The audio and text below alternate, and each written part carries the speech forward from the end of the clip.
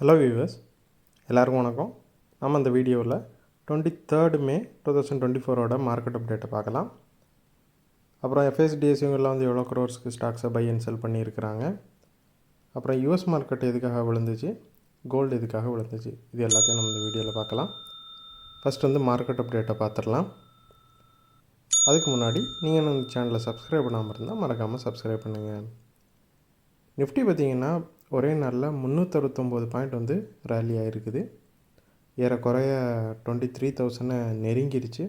ஒரே நாளில் 1.64% வந்து ரேலி ஆகிருக்குது. 3-4 மாதமாக வந்து நிஃப்டி ரொம்ப பெரிய அவுட்கம்மை கொடுக்காமல் இருந்தாலும் ஒரே நாளில் ரொம்ப அதிகமான அளவுக்கு வந்து ரேலி ஆகிருக்குது. ஸோ இதுக்கு மிக முக்கியமான காரணம் வந்து அதானி குரூப் ஸ்டாக்ஸ் வந்து நிஃப்டியில் வந்து கொஞ்சமே நல்லா ரேலி ஆச்சுது.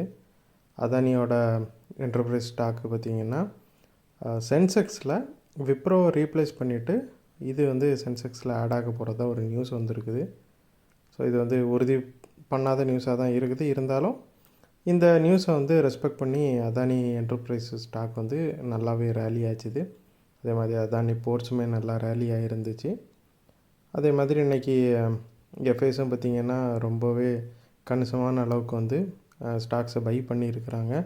ஸோ அதுவுமே ஒரு காரணம். இது எல்லாம் சேர்ந்து வந்து நிஃப்டி ஒரு நல்ல ரேலியை கொடுத்துச்சு. பட் கிஃப்ட் நிஃப்டி வந்து ஒரு 69 பாயிண்ட் வந்து நெகட்டிவாக தான் காட்டுது. ஏன்னா பயங்கரமான அளவுக்கு இன்றைக்கி நிஃப்டி வந்து ரேலி ஆனதுனால நாளைக்கு வந்து ப்ராஃபிட் புக்கிங் இருக்கிறதுக்கான வாய்ப்புகளும் அதிகமாக இருக்குது. அப்புறம் எஃப்ஐஎஸை பார்த்தோம் அப்படின்னா ஒரு 4,671 கோடிக்கு வந்து பை பண்ணியிருக்கிறாங்க. அவங்க 3 நாளாக செல் பண்ணிகிட்டு இருந்தவங்க பை பண்ணியிருக்கிறாங்க. டிஏஎஸ் வந்து ஒரு 146 கோடிக்கு வந்து பை பண்ணியிருக்கிறாங்க.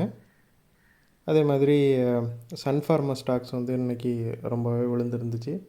சன்ஃபார்மாவோட Q4 ரிசல்ட்டு ரொம்பவே எக்ஸ்பெக்ட் பண்ணதோட வீக்காக தான் வந்துருந்துச்சு. அது மாதிரி மார்ஜின் க்ரோத் எக்ஸ்பெக்டேஷனும் வந்து அவங்க ரொம்ப வீக்காக கொடுத்துருக்குறாங்க அடுத்த ஃபினான்ஷியல் இயருக்கு. ஸோ இதெல்லாம் சேர்த்து அந்த ஸ்டாக்கை பயங்கரமாக விழ வச்சிருச்சு. அப்புறம் யூஎஸ் மார்க்கெட்டை பார்த்தோம் அப்படின்னா டவ் வந்து ஒரு 605 பாயிண்ட் வந்து விழுந்துருந்துச்சு. S&P 500 ஒரு 39 பாயிண்ட் விழுந்துருந்துச்சு. நாஸ்டாக் வந்து ஒரு 65 பாயிண்ட் விழுந்துருந்துச்சு. ஏற்கனவே வந்து சில அஃபிஷியல்ஸ் வந்து ஃபெட் மீட்டிங்ஸில்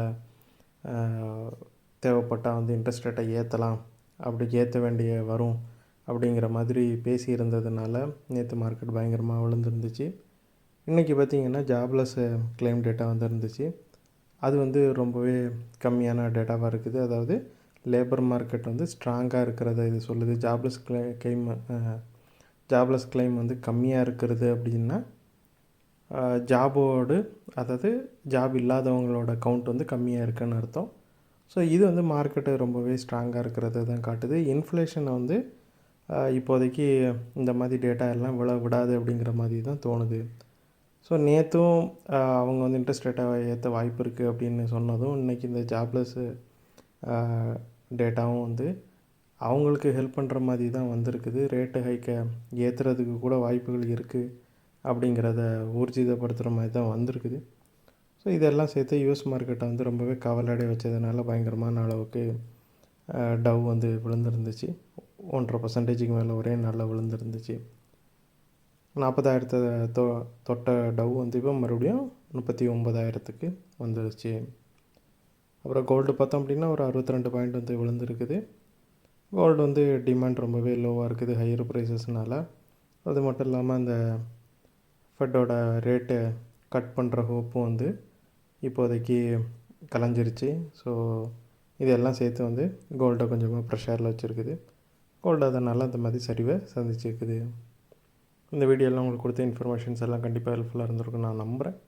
இது உங்களோட ஃபியூச்சர் ட்ரேடிங் செஷனுக்கு கண்டிப்பாக ஹெல்ப் பண்ணும். இந்த வீடியோ உங்களுக்கு பிடிச்சிருந்துச்சுன்னா லைக் பண்ணுங்கள், ஷேர் பண்ணுங்கள், மறக்காமல் சேனலுக்கு சப்ஸ்கிரைப் பண்ணுங்கள். அப்படியே அந்த பெல் ஐகானை கிளிக் பண்ணிங்கன்னா டெய்லி அப்டேட்ஸ் தவறாமல் கிடைக்கும். தேங்க்ஸ் ஃபார் வாட்சிங்.